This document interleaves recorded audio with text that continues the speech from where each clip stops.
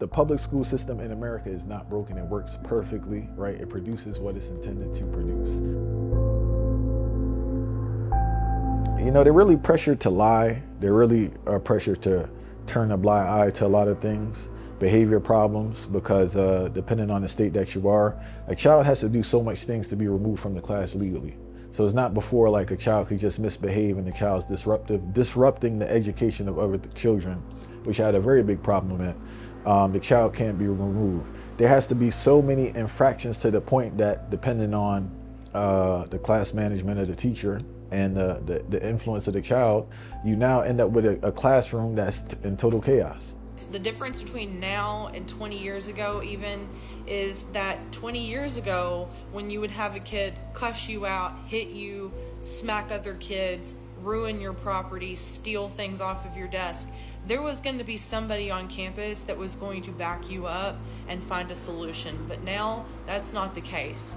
And they don't acknowledge that that child is taken away from the learning experience of other children. So if you have 30 kids in the class and you have 2 kids who are like very busy, right? And you can't get them in order, and admin's tricky in regards to stepping in and helping, they have a hands-off approach. If something's going wrong, everything is your fault. That's the next thing. That's the game that they play. And I think that's why so much teachers suffer like from different mental health issues. Like mental health crisis is very big amongst teachers. And I think it's not just the students, it's the gaslighting by admin to put the blame on teachers. I'm having a heart attack. I'm having a heart attack. I started having nosebleeds. I never had a nosebleed. And I just felt like everything was choking. I was like, what's going on? I had increased anxiety medicine, depression medicine. And the doctor came in, he goes, "Are you under a lot of stress?" And I'm like, "No." He goes, "What do you do?" I go, "I'm a teacher." He goes, "Yes, you are." I think the business model with a lot of these schools, specifically charter schools, the student is more valuable than the teacher. It's harder to replace a student than it is to replace a teacher. The teacher is so disposable because you could get another one, and if you don't, they'll just have a substitute or the classroom will be open. But it's harder for them to replace that student. So they try to hold on to the funding that comes from that student. So it's modeled to cater towards the student, to the detriment of the student. You know how much earning potential is destroyed when these kids are in this class every day for generations? This is year after year, day after day. You're not getting no repetitions in regards to your schoolwork. Teachers saying this is going on. Class is being disrupted. So you're maybe getting 5 minutes of actual instruction while a kid is in another district getting 40 minutes of instruction and 50 minutes every day, compound interest. There is no way on earth you could ever compete with that child because we let this knucklehead stay in the class. So the question is, legally, why are kids allowed to stay and disrupt? In regards to parents, well, if anything, they're good and bad parents. I will say, I can't put the parents together. When you're dealing with a certain demographic, I think economics plays a big role in regards to how much work that they're doing and the access they have to the children. Other parents, parents aren't created equal. Everybody has a different understanding of parenting. I can say the demographic I was in regards to parents were not that involved for whatever reason. Even if you called the parent for certain things, they wanted nothing to do with it. Only time they would come up to the school if it's a serious situation. Sometimes they wouldn't even come up for that. I know this is not a popular idea, but people need to consider being a parent before they become a parent. They need to take time and think about, like, when I bring this person into the world, am I capable of providing this child and guiding this child so they could be, they could get the most out of life.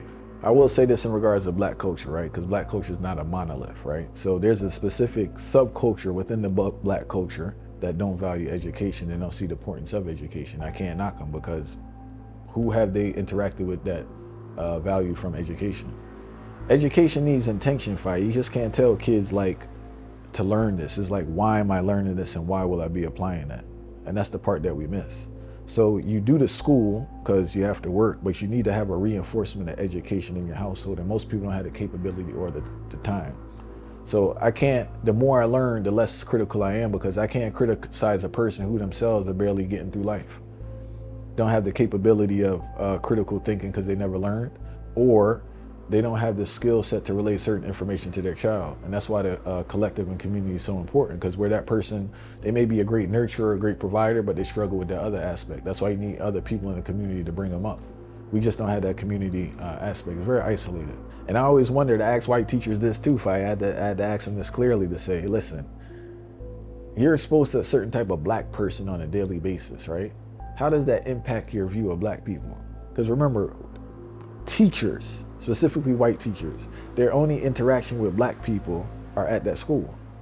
And unfortunately, you're dealing with kind of people who are immature kids. They have a lot going on, and it's a certain demographic. So they take this experience and spread the propaganda. This is how black people conduct themselves. If you're really teaching, it's a very rough job. It's not a thing you should be doing for money. I think people who really teach don't do it for money, because you really have to love what you're doing. And you see this influx of people who just want to get an admin. They teach for 2 days, they ain't admin. They're the worst people, Fire, because they're making decisions based on something they have no experience at. They didn't get to the point to be a good teacher. You can't be a good teacher after 2 years. It's an art, it's a craft that you work on and you're always developing.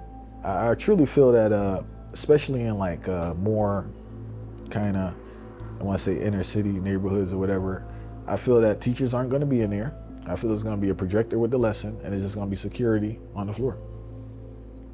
Whether you do your work or not, they just there to make sure the place don't get too out of hand. The workload teachers have is not sustainable. The source of new teachers is declining so much. So you have new teachers coming in declining, and you have a max exodus of teachers. It's just too much. You're a therapist, you're a teacher, you're a coach, you're a motivator. You're everything in this one person. You're just a human being with 30 kids in the class, 25 to 30 kids in every class. Some have learning disabilities that shouldn't be with other kids. They need specific help. Some have real behavior issues where they should be somewhere else, but they're just all bunched together, and you have to figure it out. And when you don't figure it out, it's your problem. You're the reason. Even though you just met this child in September, you never met the child in your life. You're the reason the child isn't working hard. You're the reason the child's failing. You're the reason the child's not on grade level. So that's the game that they play.